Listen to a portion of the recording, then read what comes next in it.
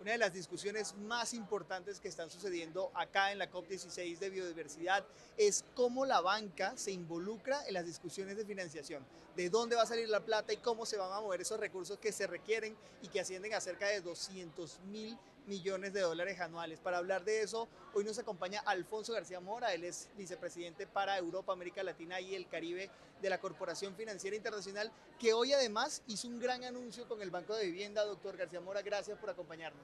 Muchas gracias a ¿De ustedes. qué se trata ese anuncio que hicieron hoy? Bueno, se trata de la emisión del el segundo bono de biodiversidad en Colombia, hecho por la vivienda, 50 millones de dólares. Es el primero que se hace en el mercado de capitales local. Ya otro banco colombiano lo hizo en mercados de capitales internacionales. Y hay que decir que Colombia es el único país, son los únicos bancos del mundo que de momento han emitido bonos de biodiversidad. ¿Y cómo funciona un bono de biodiversidad? Porque claro, ustedes los financieros lo hablan como si fuese lo más sencillo del mundo, pero nosotros, la gente del común, no entendemos. ¿Cómo es eso? Mira, un bono de biodiversidad de lo que se trata es, nosotros financiamos al banco, les damos un préstamo, en este caso mediante un bono, y el banco solamente puede utilizar esos recursos que recibe del IFC, de la Corporación Financiera Internacional, para prestar a actividades económicas, empresas, pymes, lo que sea, que respeten la biodiversidad. Y para ello existen unos criterios, unas guías que ha elaborado el IFC globalmente, que identifican cuáles son las actividades que realmente respetan la biodiversidad y cómo se debe hacer esa financiación. De tal forma que los 50 millones de dólares que le hemos dado a la vivienda solamente se pueden utilizar en actividades que respeten la biodiversidad de acuerdo con los criterios globales que el IFC ha establecido. Y por ejemplo, ¿cuáles son esas actividades? Porque yo lo que entiendo, si me quedó claro, es que ustedes le entregan los recursos a la vivienda y de vivienda lo que luego entrega son unos créditos con unas tasas que son mucho mejores para que los emprendedores, empresarios o personas que desarrollan negocios relacionados a la biodiversidad puedan escalar esos negocios. ¿Qué tipo de negocios? Pueden ser ámbitos muy distintos, desde negocios vinculados al respeto a la naturaleza, imagínense, turismo sostenible, es decir, que se hagan desarrollos turísticos que respeten el medio ambiente, que respeten la biodiversidad.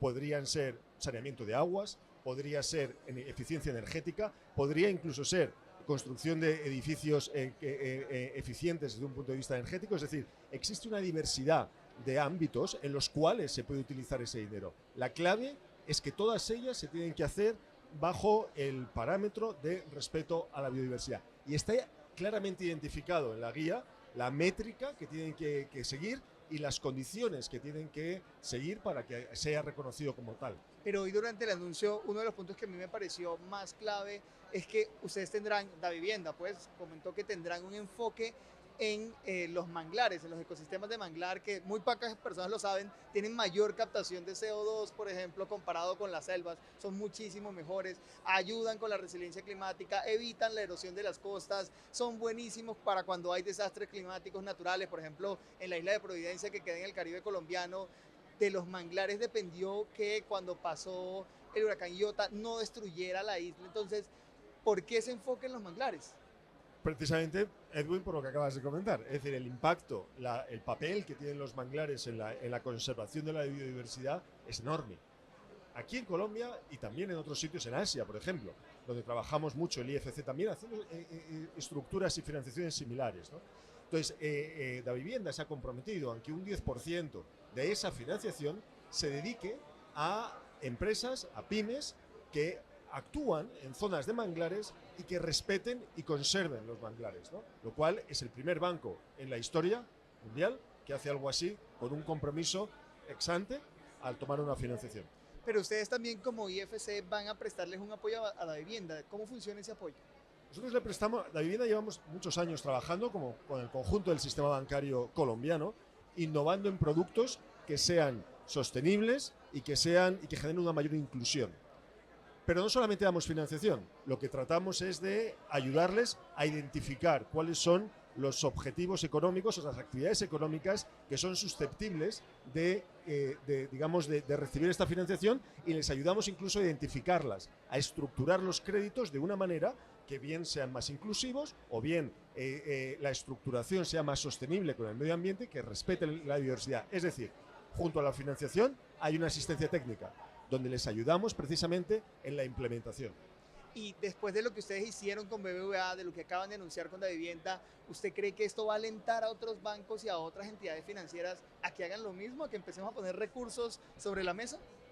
Eso esperamos. Es decir, al final hay tres palabras que en definitiva forman parte del ADN de lo que tratamos de hacer en el ámbito de la biodiversidad, ¿no? Que es transparencia, credibilidad y replicar. Es decir, establecemos transparencia con estos criterios, estandarizamos los criterios para que todo el mundo hable de lo mismo y replicamos. Es decir, queremos hacer más, queremos duplicar, double down, lo que hacemos. Lo hicimos con el BBV, lo hacemos con Davivienda, queremos que esta lección o estas lecciones que estamos aprendiendo en Colombia sean acogidas por muchos países del mundo y poco a poco seamos capaces de financiar mediante capital privado, que es la única manera de hacerlo, los 200.000 millones de dólares que son necesarios en el mundo para luchar contra el ataque que se está cometiendo con la biodiversidad. Acuérdate, el 70% de la biodiversidad se ha perdido en los últimos 50 años. Es tremendo. Y el 50% del PIB mundial, 50%, que son 44 trillones de dólares, está vinculado de una manera o de otra a la biodiversidad. Es decir, estamos hablando de absolutamente el núcleo de la actividad económica. Y de eso depende también el futuro del mundo, la climatología y todo lo demás.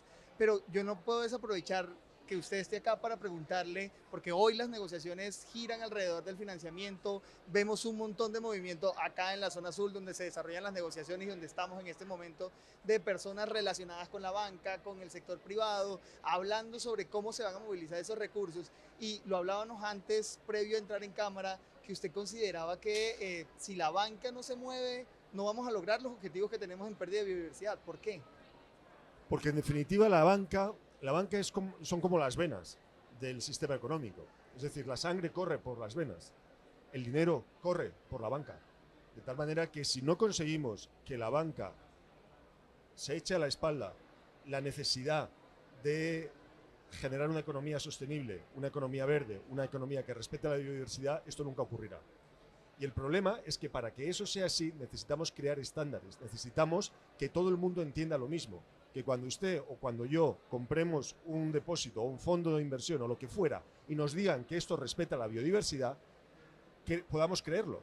Y podamos creerlo porque los criterios mediante los cuales se está diciendo que efectivamente cumple con la biodiversidad han sido validados por entidades como el IFC, globales, multilaterales, sin ningún ámbito o sin ninguna intención de ganar dinero, sino de hacer el bien, como en este caso mediante un bien público, global, ¿no?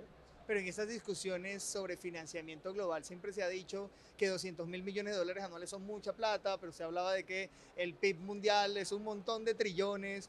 ¿Hay esa plata existe? ¿Quién debe ponerla? ¿Cómo deberíamos ponerla? Esa plata existe porque esa plata se genera. Al final el PIB es producción y eso es dinero que genera valor, ¿no? ¿De dónde sale? De nuestros ahorros.